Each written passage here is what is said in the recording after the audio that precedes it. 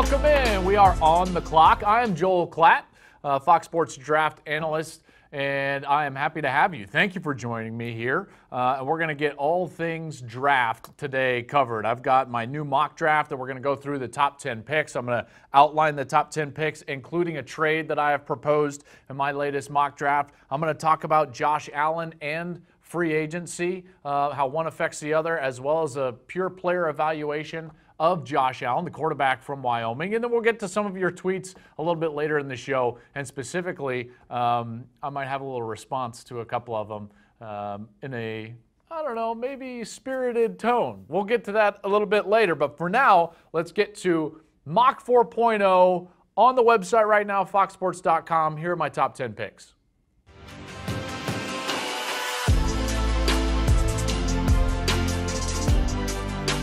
All right, so for the top 10 this week and in the 4.0, there's a lot of change up. And the reason is because there's two factors with the Giants that could lead them to take a quarterback and could lead them to take Josh Allen. So because of that, all of a sudden some pieces started to fall. And from the 3.0 to the 4.0, there was a lot of change up in the top 10. So let's get after it right now. With the number one pick in the NFL draft, I project Sam Darnold to the Cleveland Browns. That's been consistent for me in each and every mock draft, and it will be consistent all the way up until we actually do this thing in Dallas. I believe Sam Darnold is the safest pick at number one. Now, does he have some red flags? Absolutely. The turnovers are concerning. He threw too many interceptions, and I would say even outside of the interceptions, the more concerning part about Sam are the fumbles that he had. That can be corrected. Remember, Kurt Warner struggled mightily with fumbles at a point in his career and then actually fixed that before he went to Arizona and ended up taking the Cardinals to a Super Bowl. So there is some sort of precedent for Sam Darnold to fix some of those fumble issues, and I don't think he's going to have to force the football as much as he maybe did at USC in order to keep them in the game. So Sam Darnold to the Cleveland Browns, that's the long-term solution right there. With the number two pick, here's my first change from 3.0 to 4.0. The New York Giants, I have selecting Josh Allen, the quarterback from Wyoming. A couple of factors. Let's just look at this from New York's point of view, okay? If you're the Giants, I think it would be foolish to put Eli Manning in the category of a Drew Brees or a Tom Brady. I'm not talking about ability-wise. I'm talking about longevity-wise, okay? Because Brees right now and Brady are the exception to the rule. They are defying Father Time, but Father Time is undefeated, and eventually those players will succumb as well. And Eli turned 37 in January. Okay, so we think like, well, you know, Brady's 40, maybe he's got 3 more years. No, maybe not. And probably more likely not. So let's talk about a quarterback solution. Obviously, this is a quarterback rich, in particular at the top, and you start debating then with Darnold off the board. You've got Allen, you've got Mayfield, and you've got Rosen. Something tells me that the Giants view themselves as more put together, if you will, for Baker Mayfield. The police video, the crotch grab, so on and so forth.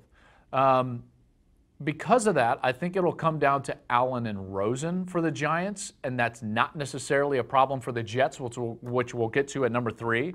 But if you get to Allen and Rosen, I think it's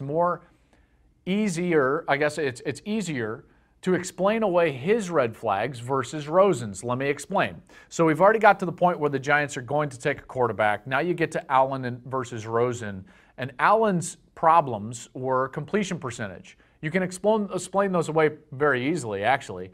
His supporting cast at Wyoming was not very good. The wide receivers did not create space. They did not create windows to throw the football. Therefore, it leads to a lower completion percentage. That plus the fact that was, I would categorize it as like a big boy offense, all right? You're not going to throw for 70% because you don't throw 13 screens a game for Wyoming. That's just not what they do. You're going to sit back in the pocket and make throws down the field. Therefore, 56% becomes not great, but not as egregious as a 56% would, let's say, in the air raid system for an Oklahoma or a Texas Tech or a Washington State, if you catch my drift.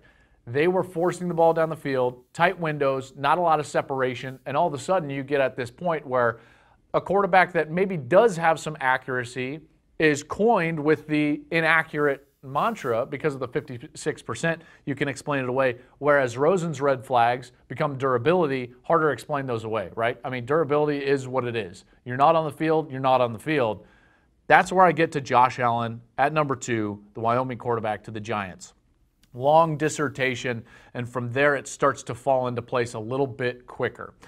Because the Jets need a quarterback. You get to Rosen versus Mayfield. I think Mayfield is the fit for New York. Okay, listen, he is very Namath-esque, right? I mean, this guy is the personification of competence and cool and swagger, and I think that's what the Jets need, right?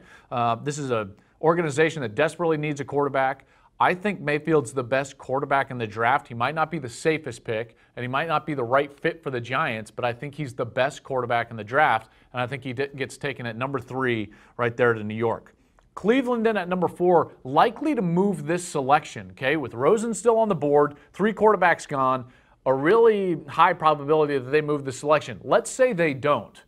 Well, now the best offensive player is on the board as well, and so all of a sudden you can get Sam Darnold and Saquon Barkley. Now all of a sudden Saquon Barkley comes off the board at number 4, and Cleveland gets 2 very potent offensive weapons, one at quarterback and one at running back. Now, you can go on and on about Saquon Barkley and everything that he provides a team: leadership, intangibles, explosiveness, the ability to create big plays in the special teams, the ability to catch the ball out of the backfield. All of that's true. You would love him on your team. You'd love him in your city. And Cleveland, I think, would be very excited if Saquon was there. There are some things that are worrisome about Saquon, but that's for another conversation and another day. At number 5, the Denver Broncos select Denzel Ward, the corner from Ohio State. Think about it now. Denver won a Super Bowl by rushing the passer and playing tight, aggressive man coverage in the secondary. Aqib Talib moves on. They need to fill that spot.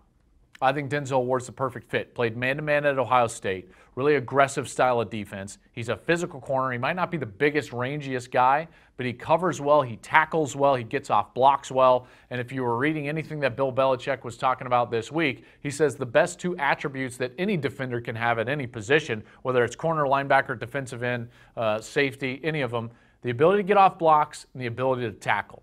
I think Denzel Ward does those better than any other corner in the draft. And then you put on top of that, he's a great man-to-man cover corner. I think he's a perfect fit for Denver at number 5. At number 6, the Colts could easily trade out of this spot. All these guys, the Browns, Broncos, Colts, all of these are prime trade opportunities. But if Indianapolis was sitting at 6 and Bradley Chubb is on the board, all of a sudden the worst pass rushing team in the National Football League have the best pass rusher available to them at number 6, and they're going to take him. Bradley Chubb should be the selection if he's available to Indianapolis at 6.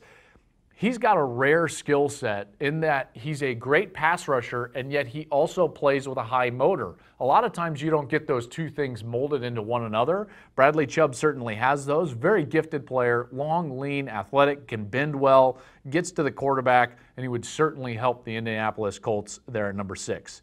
At number 7 is my first trade.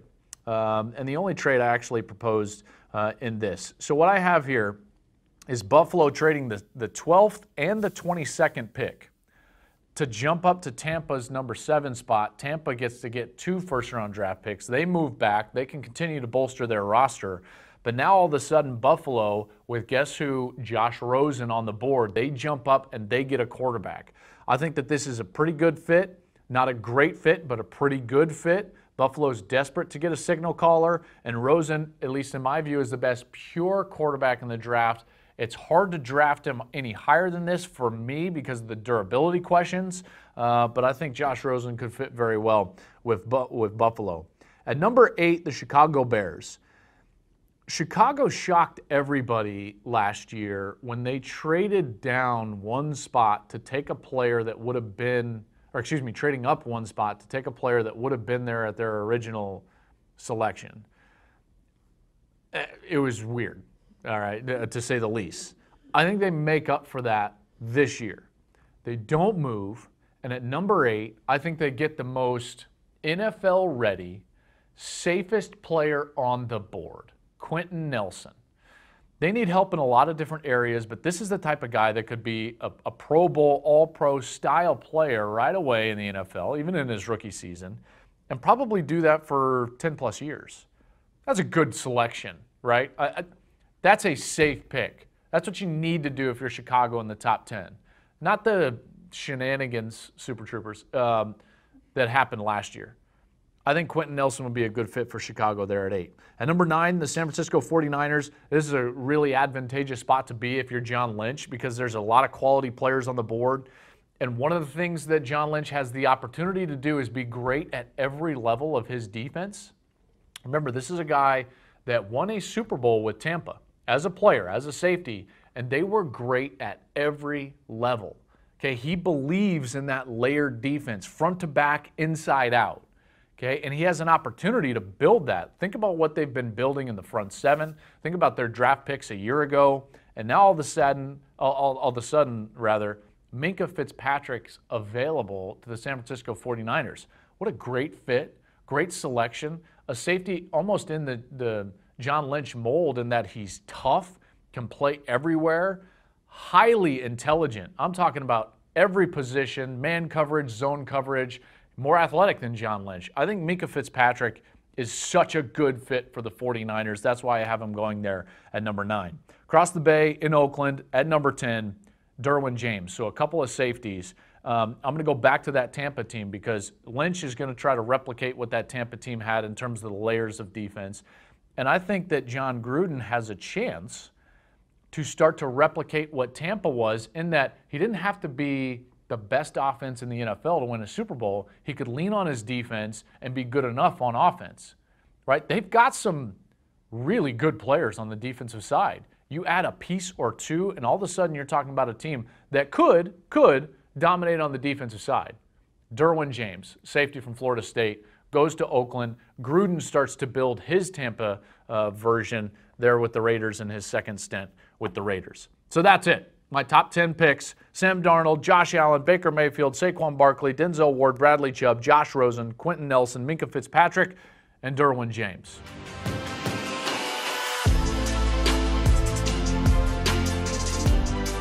All right, so that's the top 10. Now let's get to some free agency because clearly it's been a wild free agency period, really a couple of waves now of free agency. And as we all know, it's going to affect what happens in this draft, in particular up there at the top.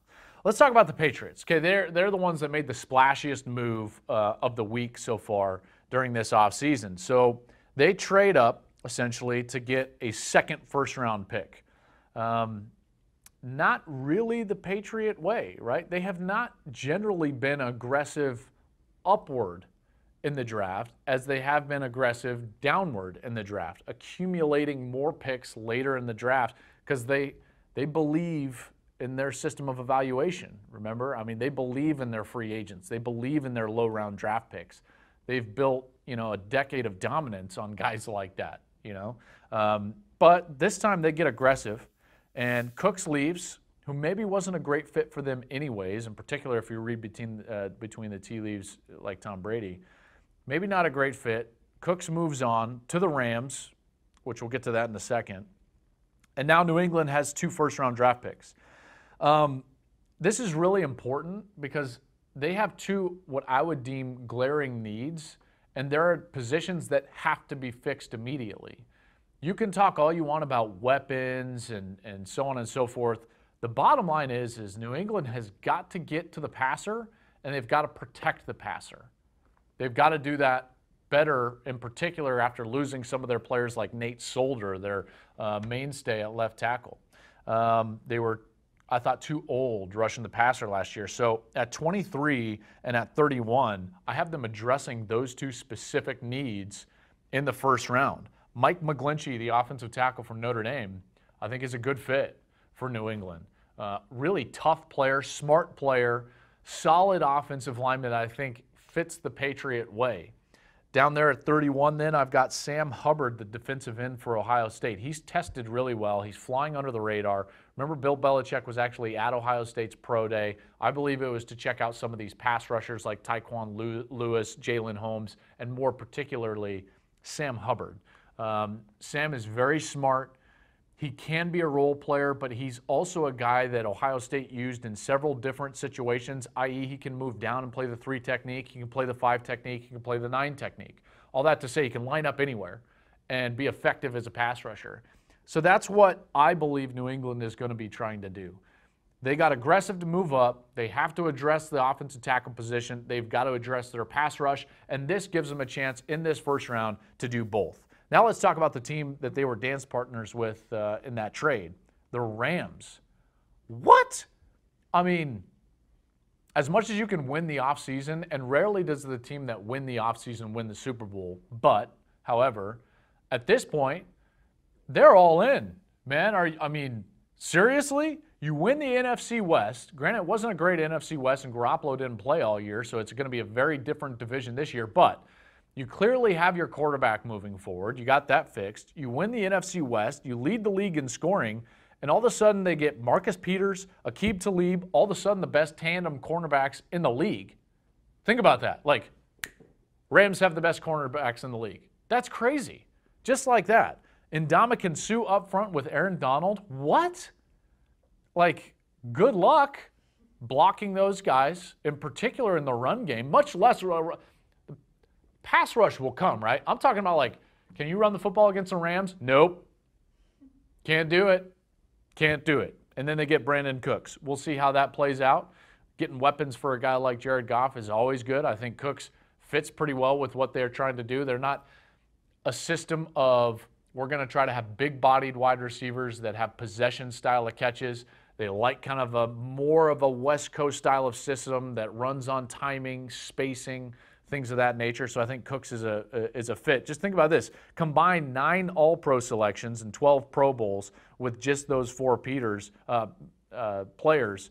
including Marcus Peters, who was a Defensive Rookie of the Year, and Ndamukong Suh was a Defensive Rookie of the Year. The Rams, all of a sudden, I mean, are you kidding me? You're going to have to deal with that, which then begs the question, Arizona, what are you doing? Like, look at your division all of a sudden. You weren't that good in your division last year. Probably not going to be all that good in your division this next year as well. And listen, I'm not trying to throw shade. It's very easy to project San Francisco and the Rams in the playoffs. That's all I'm saying. Very easy to project that. Those two teams are clearly all in, clearly saying we know what the other is doing and we're going to compete with them for the next 5, 6, 7 years for division supremacy. I think you've got a situation right now, a la Seahawks Niners back, 5, 6 years ago, where you kind of go back and forth, playoff appearance. I think we could see that with the Los Angeles Rams and the San Francisco 49ers. So kudos to the Rams. I think kudos to New England for what they were doing. I think that's a trade that's going to benefit both sides. And to me, that's the mark of a great trade. Great trades do not fleece one side, because then you can never go back to that dance partner. Okay, so you never want to hammer the other person in a trade deal. What you want is both people to be successful off of that, because that means that the fit was the fit, the players are doing well, the teams are doing well, and ultimately you can improve yourselves later in, 2, 3 years. When you need to trade again, you've got a partner right there, because equally it was amicable between the two. So that's kind of what I'm thinking about the offseason right now.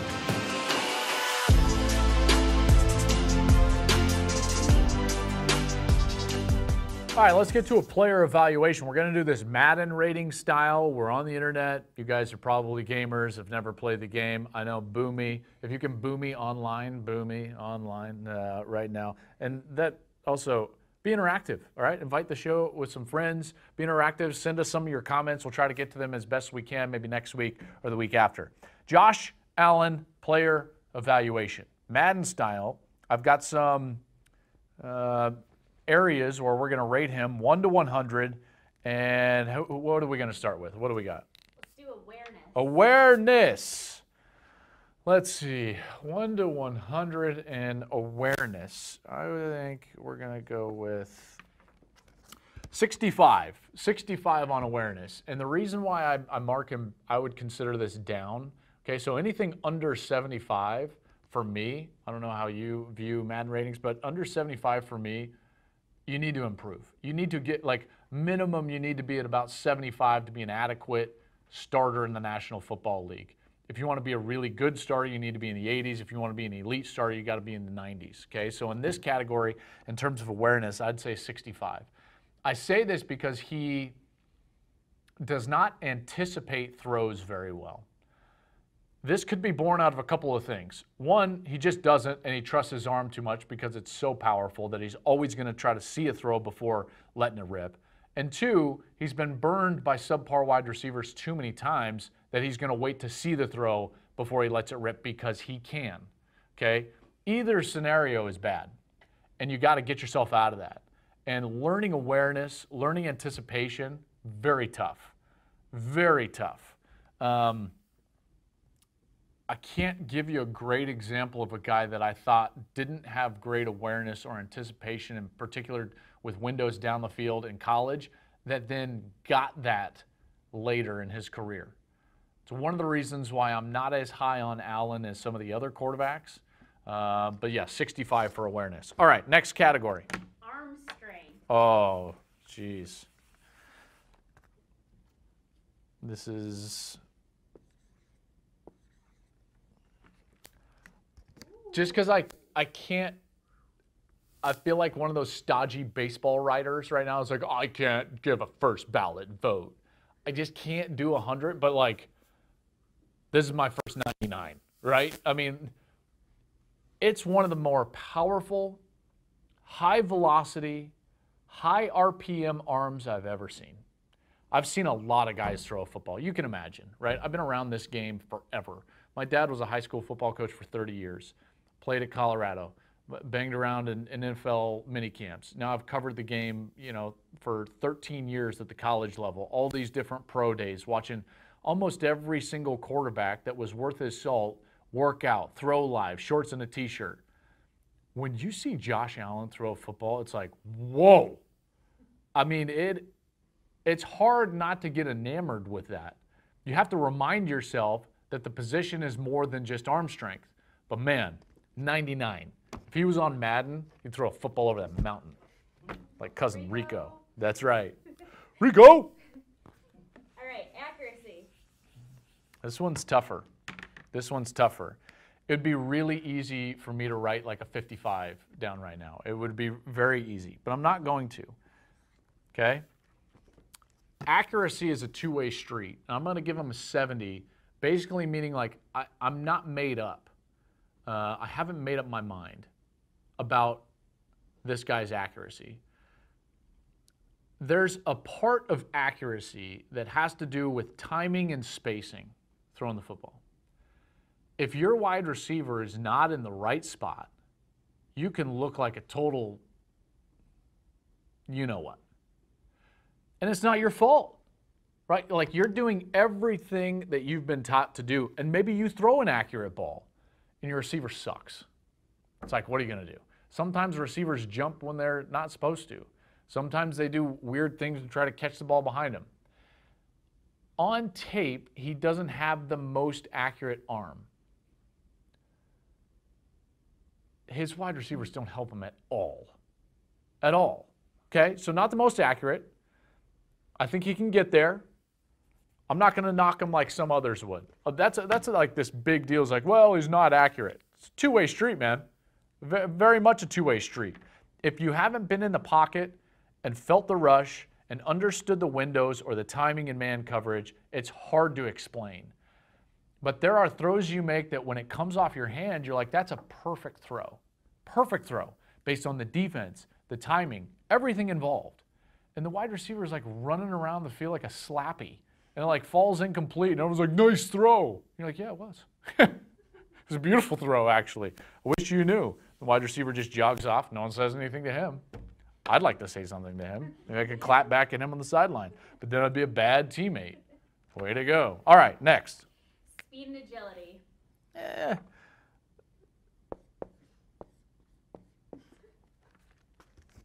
Not applicable, right? I mean, this guy's in the pocket. It's like, is Roethlisberger's speed and agility really a factor? No, his strength is, right? His overall,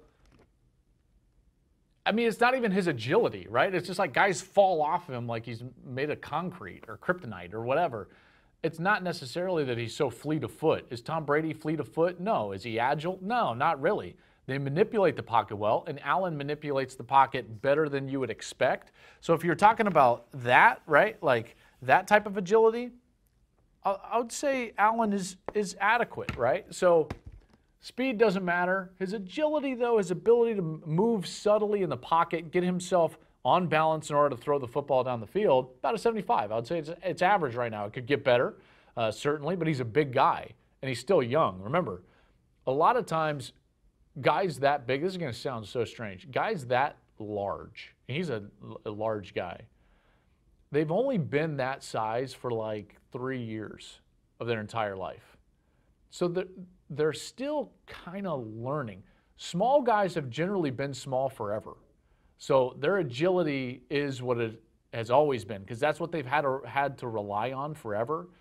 A guy like Josh Allen, he's not generally had to rely on that. He's relied on his big arm. He can manipulate the pocket just fine, and I think he can get better over time. All right, lastly. Overall Madden rating.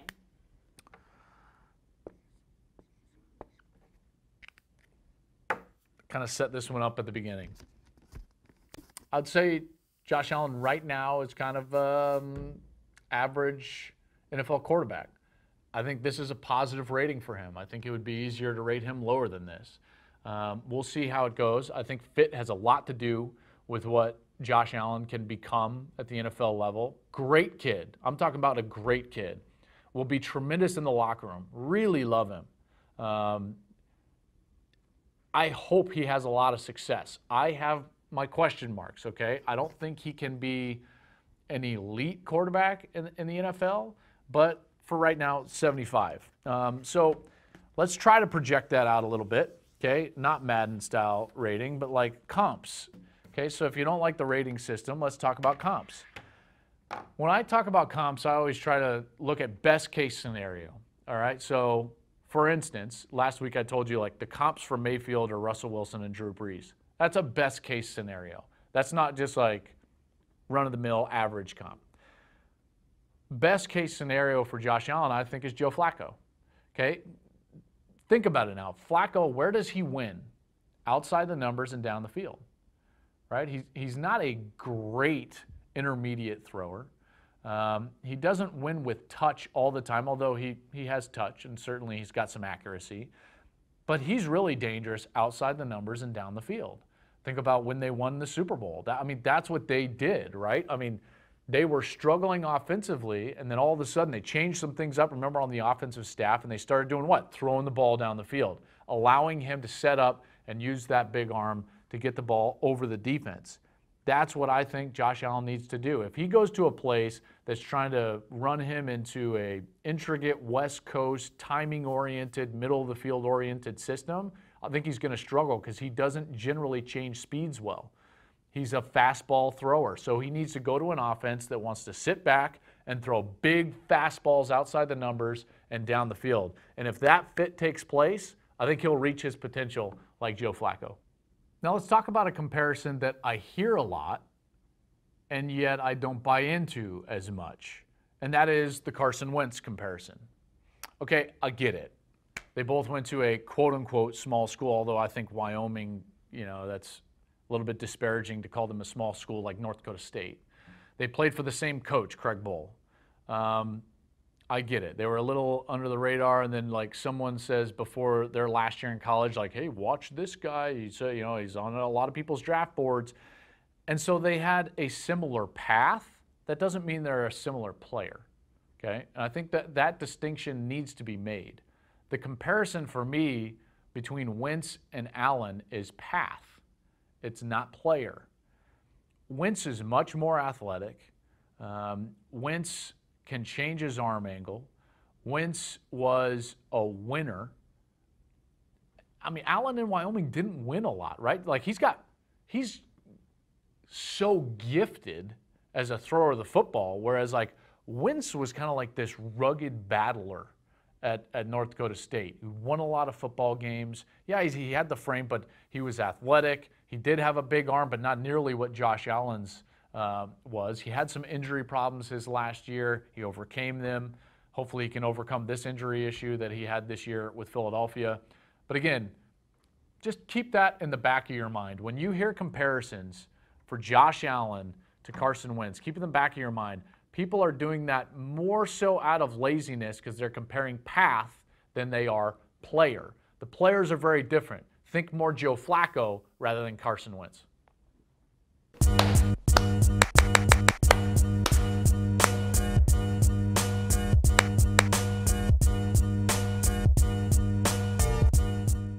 All right, let's Klatt back a little bit. And I'm going to do this to two different tweets. One, I'm going to reply to thoughtfully because I thought it was a question posed that I'd like to answer. And that's what Twitter should be used for. And then another was a less than glowing remark on Twitter that I'll respond to first. So Jason, at Jason Bach _ writes, Allen going before Rosen automatically makes this mock trash. Says who? It's a mock. Like, what are you evaluating this against? The actual draft? That comes at the end of April, Jason. So, trash it in your mind and somebody else's mind? I don't quite understand, because if you talk with NFL decision makers, like I do, you'll hear a lot of them like Josh Allen over Josh Rosen. Why? Because of the very things I talked about at the beginning of the show. Josh Rosen's red flags are harder to get over than Josh Allen's. You can explain away inaccuracy with Josh Allen or lack of competition with Josh Allen because you can say there's been a lot of quarterbacks that have come from small schools or a lack of competition and had success at the NFL. His supporting cast and his wide receivers did not help him throw for a high percentage. All absolutely true. All absolutely true. Meanwhile, you get to the red flag with Josh Rosen. I'm not talking about his attitude either, okay? Let's leave that at the doorstep. I'm talking about the fact that his durability is an issue. See, there's nothing I can explain that away with. It's not like, those injuries didn't really mean anything. Well, that means he was just not on the field for no reason. Worse. Rosen's a beautiful player. I love Josh Rosen. I have him going top 10 in the NFL draft, okay? I don't think he's a bad player by any stretch of the imagination. I think when you just look at him play the position, he's the most fluid. He's the most beautiful of any of these quarterbacks. The fact of the matter is, though, he takes some hits. Born out of competitiveness and toughness, he takes some hits and subjects himself to durability issues. He was not on the field for UCLA for a number of games in the last couple of years. That hurt their chances to win. Well, that's going to hurt the chances of the NFL organization to win as well. So Allen over Rosen, while I might think Rosen is a better quarterback, there's some NFL personnel that can explain away a red flag for Josh Allen, and it's very difficult to do that for Josh Rosen. Remember, a team's job is to minimize risk when drafting a player, in particular in the top 10 in the NFL draft. If you can minimize the risk with Allen over Rosen, you're probably going to do that. The fact that you think this is trash just means that you have no idea what standards actually are, because there's no way you can actually say that with any definitive mark. The draft's not until the end of April, guy.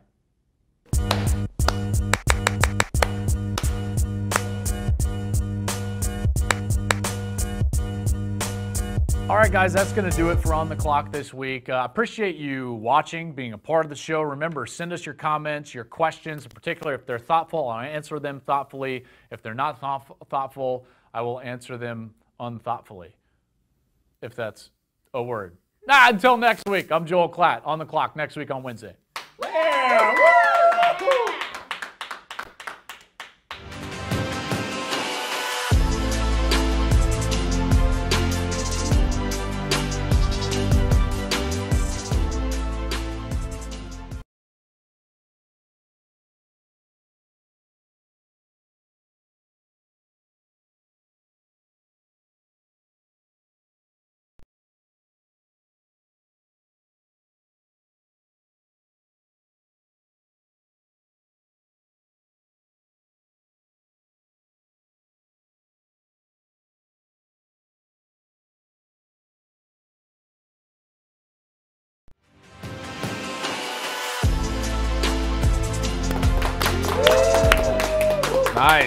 Nice. Hey, welcome in. Thank you for joining me. I'm Joel Klatt, and this is On the Clock. And we got a little bit different format this week, but something very cool. So normally I go through my latest mock draft, give you the top 10 picks, why I'm talking about those guys, in particular because of free agency and what's going on in the NFL. But since there wasn't a new mock this week, I've got something really cool this week.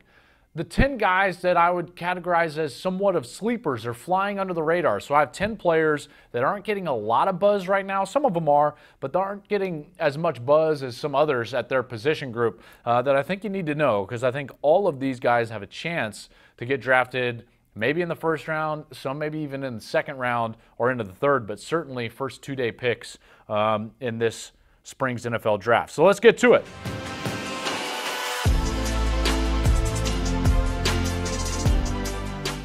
My top 10 sleepers under the radar. I'll start with number 10, a safety from Penn State. Not getting a lot of run at all because there are so many good safeties above him, like Derwin James or Minkah Fitzpatrick. But Marcus Allen, the safety at Penn State, was a terrific player for the Nittany Lions. Now, this was a senior-laden defense that was really the backbone of what the Nittany Lions were doing in the last couple of years. Saquon Barkley got a lot of love. Trace McSorley got a lot of love. Mike Gesicki got a lot of love. But it was this defense that was so good. Marcus Allen was a huge part of that. Remember the guy who blocked the field goal against Ohio State? Marcus Allen. Then he took it back for the touchdown. Remember the fourth down stop that sealed the Big Ten championship in a win over Wisconsin? Who was it? Marcus Allen. The guy makes big plays at big moments from the safety position, a hybrid player, great instincts, so someone to keep an eye on in the first 2 days. Number 9, guy under the radar, an outside linebacker with pass rushing specialist ability, Obo Okoronkwo, the outside linebacker from Oklahoma. This is a guy that really was the best defender in the Big 12, and he was with a lot of young players for Oklahoma. I know it wasn't a great defense, and they certainly got shredded against Georgia, but it wasn't because of this guy. I mean, he was a sensational player. You talk to any coach around the Big 12 that was on the offensive side, they would tell you when you faced Oklahoma, you had to understand where Obo Okoronkwo was at. Great pass rusher, understands defense, really good kid, solid leader. I think he's going to make a solid contributor. I would say somewhere in the top 55 picks in the draft, you'll find Obo Okoronkwo. At number 8, a guy that is getting no love because everyone's talking about the other player from this school. B.J. Hill was also on the defensive line for North Carolina State. No one knows who B.J. Hill is. And listen, I understand. Bradley Chubb's getting all the love. Well, when you turn on the film to evaluate Bradley Chubb, B.J. Hill just sticks out. I mean, his quickness, his ability to rush from the interior. This guy is a really good football player, maybe a top 45 pick in the NFL draft, maybe even a higher than that, maybe a top 30 pick. He could find himself in the back end of that first round, possibly if the right team falls in love with him. But remember, from the defensive tackle position, if you can press the pocket back into the lap of the quarterback, that's so important, so valuable. He's someone that can do that. B.J. Hill from North Carolina State. I'm going to stay with the defensive side, and in particular the interior of the defensive line. You're going to start to see a trend, and I'll explain that as well. But number 7, I've got Harrison Phillips, the defensive tackle from Stanford. Now, Harrison Phillips had over 100 tackles. And you're like, wow, that's really good for a defensive tackle. Yeah. He also never rotated and was in on almost every snap, over 90% of the snaps for Stanford at the tackle position.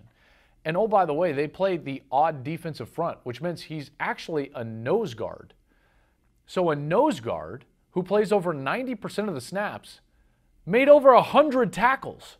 That's incredible ability, athleticism, lateral quickness, the ability to make plays. Nobody's talking about Harrison Phillips, and this guy is going to be a very good NFL defensive lineman. I think he's going to start right away, and it would not shock me if Phillips is in the Pro Bowl in his first 3 seasons. I think he's got that type of ability.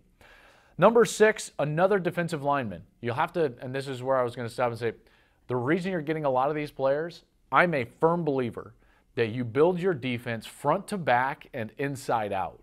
Okay, front to back, inside out. So for me, the guys that are very valuable, whether they're under the radar or not, are interior defensive linemen, linebackers. You get some pass rush up there, maybe some safeties. So what do you see already? Safety, outside linebacker, defensive tackle, and now a defensive end, Sam Hubbard, number 6 from Ohio State. The defensive end, Sam Hubbard, this is a guy that's very fundamentally sound. Okay, I don't know if there's a better defensive line technique position group in college football than Ohio State. Larry Johnson is their defensive line coach, and he's one of the best technicians in all of college football. Look at what Joey Bosa is doing. Yeah, he's got great athleticism, and he's an absolute freak into the quarterback, but he came into the league with such a refined skill set. Well, Sam Hubbard's a defensive end from Ohio State with that type of rush mentality, not ability, mentality. I think he could impact positively any defense that he's on. So Sam Hubbard's not getting a lot of love. I think he could be a late first-round selection. A guy that I know loves Ohio State players. Remember, Greg Schiano's the defensive coordinator. Greg Schiano was almost the New England Patriots defensive coordinator this offseason. And now, all of a sudden, the Patriots have a couple of selections at the back end of the first round. I think Sam Hubbard could be one of those selections. They need pass rush badly, and I think Hubbard fits perfectly what Belichick would be trying to do there with the Patriots. So a nice fit there for one of these sleepers. Into the top 5 we go. Number 5, Vita Vea, another defensive tackle, this time from Washington. You might be thinking to yourself, Joel, this guy's not a sleeper, nor is he under the radar. I understand that, but I'm talking about like top 15 pick. And I don't think people are talking about Vita Vea in that vein. They know he's very good, most likely a first-round selection. I'm talking about top 15, maybe top 13 picks. I think Dallas is a great fit. I don't know if he'll make it to when Dallas selects. This guy does it all. Listen, he's a great pass rusher from the interior. He was a run stuffer. He's a playmaker. His size, strength, and athleticism doesn't make sense, right? You see him, you see his strength, and you're like, oh, yeah, that makes sense. I mean, he's like a boulder. And then you see him move, and you're like, what in the world? Like, how does that happen? Vita Vea is a great player.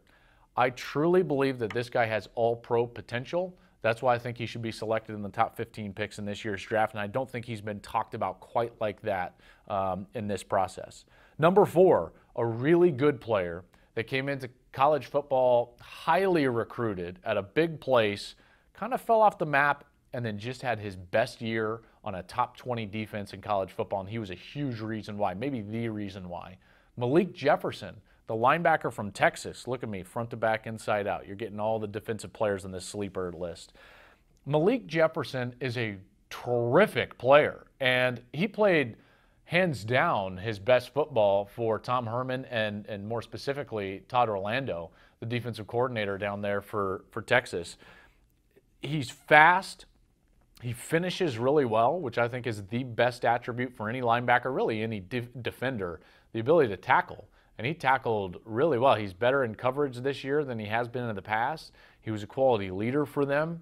Malik Jefferson is going to make a roster, there's no doubt in my mind. I think he's going to be a huge positive impact for whatever team selects him. I think he's a late second-round selection, maybe early third, but late second is a place that I would go to, but certainly flying under the radar. All right, top 3. This is a guy that you know nothing about. If you do, kudos. I'm shocked because you did not see him play in college. Nathan Shepard, the defensive lineman, defensive tackle from Fort Hays State. See, I told you, you never saw him play in college. If you did get a chance to see him play, which you didn't, you saw a chiseled 315-pound guy that was way above. I mean, he was kind of like a man playing amongst boys at that level for Fort Hays State. Raw, I'll give you that. Certainly not refined, but boy, the skill level, he's fast. He's got powerful hands, very powerful hands. Dominated with his strength, all the competition that he faced. And I'm really excited to see him go to the NFL and see how this translates. I think he could be a really good player at the next level. My top 2 sleepers. Number 2, a running back. You heard a lot about him last year. He was one of the guys I was pushing for the Heisman Trophy. But now he's been lost in this deep running back shuffle, is what I call it. And it is deep. Like, the best position group in this draft is running back. I think that the biggest sleeper, though, is Rashad Penny from San Diego State. I've had 2 different head coaches in the NFL tell me point blank that after Saquon Barkley, Rashad Penny is the next best running back in the draft.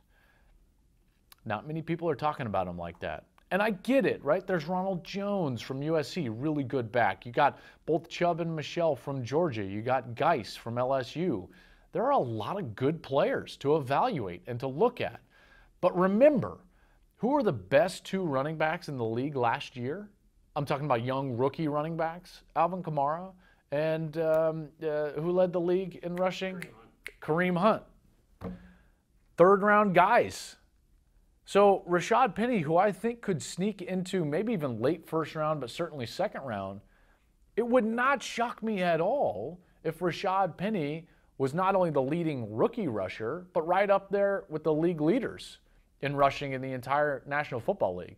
He ran for well over 2,000 yards last year for San Diego State. He is a guy, if Saquon Barkley is not quite the carry the mail 25 carry a game guy, Rashad Penny certainly is. That's what he made his entire college career on, was the fact that he could get the bulk of the carries. He's got great vision. I think that's one of the best attributes any running back can have. Terrific vision, and he's patient enough to allow his blocks to take place before exploiting those blocks. Again, I could never do it. I'm not athletic enough or fast enough, but it's one of those rare traits, like the ability to anticipate for a quarterback. It's tough to teach. Well, it's tough to teach a guy how to have vision as a running back and then be patient enough to allow his blocks to work. Will Hernandez, the guard from UTEP, is going to be my number 1 sleeper. The reason that I have him number 1 is the fact that everybody, including me, and rightly so, is talking about Quentin Nelson from Notre Dame, the guard who might be the safest and best pick available in this draft. And that's true. I'm not taking anything away from Quentin Nelson. I'm just saying that Will Hernandez is likely to get selected in the top 20 picks, and it wouldn't shock me if he's in the Pro Bowl early in his career at the guard position. This guy is a great player. He went to UTEP, was lightly recruited, but then all of a sudden gets a Senior Bowl invite, and he goes there and dominates. Think of Aaron Donald's great Senior Bowl week, and what has that propelled him into? Remember Aaron Donald from Pitt? Didn't hear a lot about him in college. He was a good player, goes to the Senior Bowl, dominates, and now he's gone on to dominate the National Football League. Will Hernandez from UTEP did a similar thing down in Mobile. Went, dominated almost every drill, whether it was pass rush, whether it was run blocking, all of that. He was phenomenal. Strong, stocky, doesn't allow the bull rush to push him back. Dominant in run blocking, lateral against a quick rush. All of those things are true about Will Hernandez, which is why he is my number 1 sleeper in this year's NFL draft.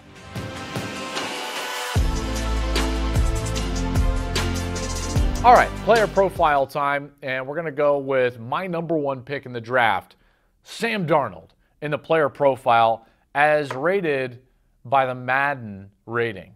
Very important, as you know. Very important, the Madden rating. Here we go. What attribute? Well, remember, 1 to 100 on this Madden rating. So Sam Darnold, here we go. What do you want me to rate first? Awareness. Awareness. Darnold's awareness. All right, I wanted to go higher, and I know that this is a pretty high mark, but I think it could be higher. The reason I say 79 is he fumbled too much. I know you didn't say, I didn't say ball security. Yeah, but ball security, in particular fumbles for a quarterback, have a lot to do with awareness. In the passing game, I believe he is very aware. He's very aware of the rush, but he's a little careless with the ball. So you need to be aware and have ball security. That's why I give him a 79. Again, not a bad rating. I think 75 is average. He's a bit above average with his awareness. But if he curtails those fumbles a little bit, all of a sudden you see this rating for awareness go way up. Next attribute. Arm strength. Arm strength. Arm strength. That's a good one as well. Let's see. I think he's got an average arm. Not brilliant. Certainly not bad. Certainly not bad. And a lot of guys can win with the 75 in arm strength. I think arm strength is the most overblown attribute that any quarterback can have. Point blank, period. Here's why. Let's correlate it in sports, okay? In baseball, you throw the baseball from any position, but let's just take the pitcher. Every time they throw the baseball, it's a max effort throw, okay? Everything in their kinetic energy and movement is being put into the throw in order to throw it with max. A curveball, slider, all of it, split finger, whatever, even a changeup. You want to simulate the fastball. It's a maximum effort velocity throw.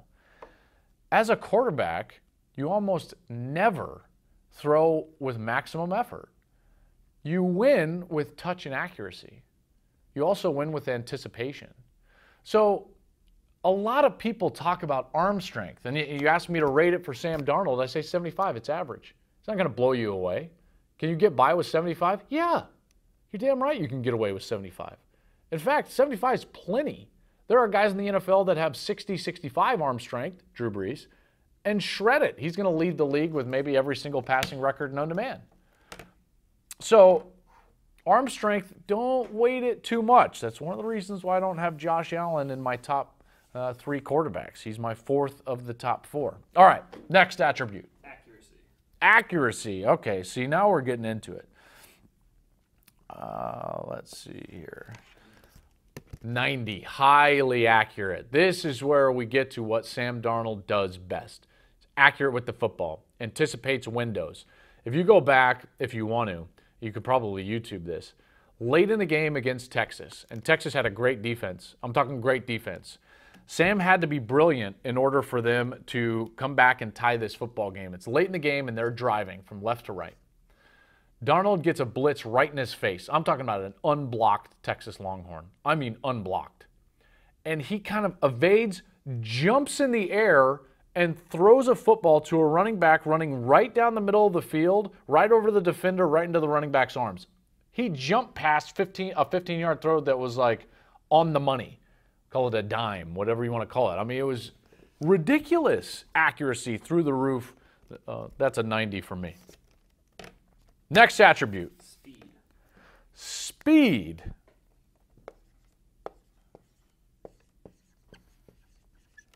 This is what it should say for speed in Madden, right? I mean, have you seen Tom Brady run? It's like a baby deer. It's like a baby deer. I mean, it's just painful on ice.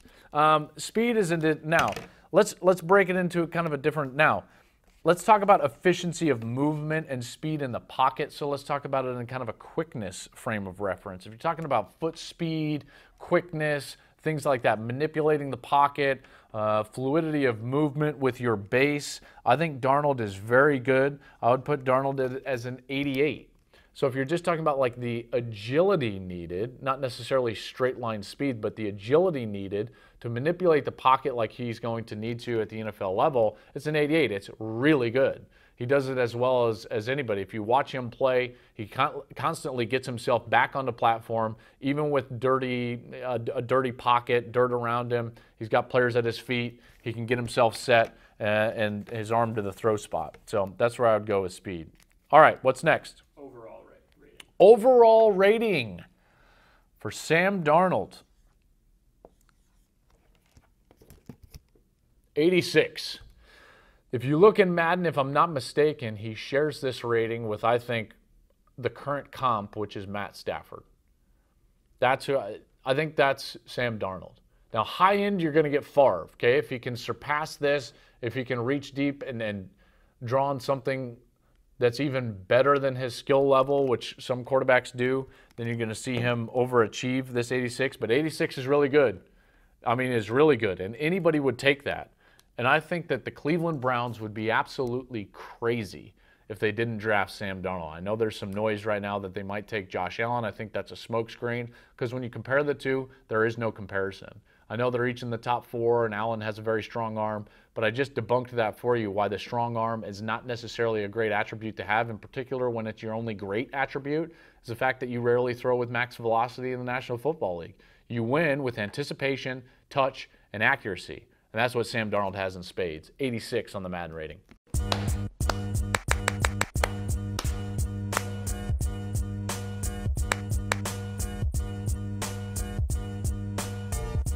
All right, a little Klatt back time. And this one's going to be a little different because it's not actually a Klatt back. It's just like a, please be serious that you sent this because I think it's amazing. Ryan Macalaro, hope I'm pronouncing that right, at Ryan Mac 818 says about my mock draft, if the Bills got Josh Rosen at 7, I'll cut off all my toes. Hell, if he reaches 6 alone, I'll cut off all my toes. Hashtag Bills. There's so much to react to. One, how is that your go-to?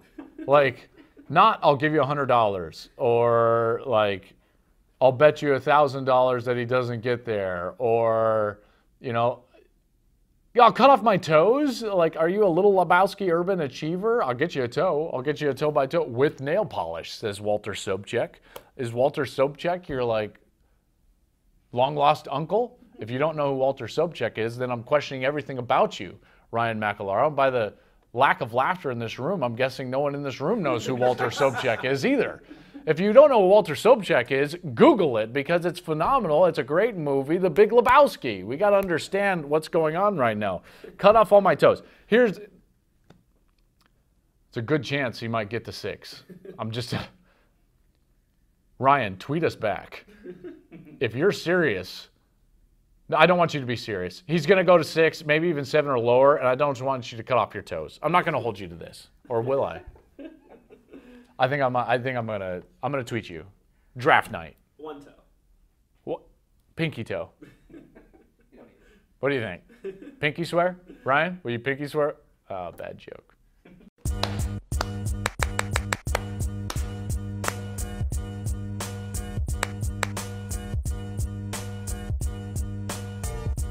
All right, that'll do it.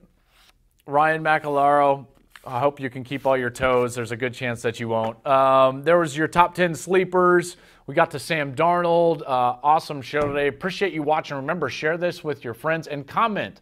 Comment back and forth so that we can get more tweets and comments about you threatening to cut off your own extremities, because that's awesome. I'm Joel Klatt. We'll be with you next week on The Clock.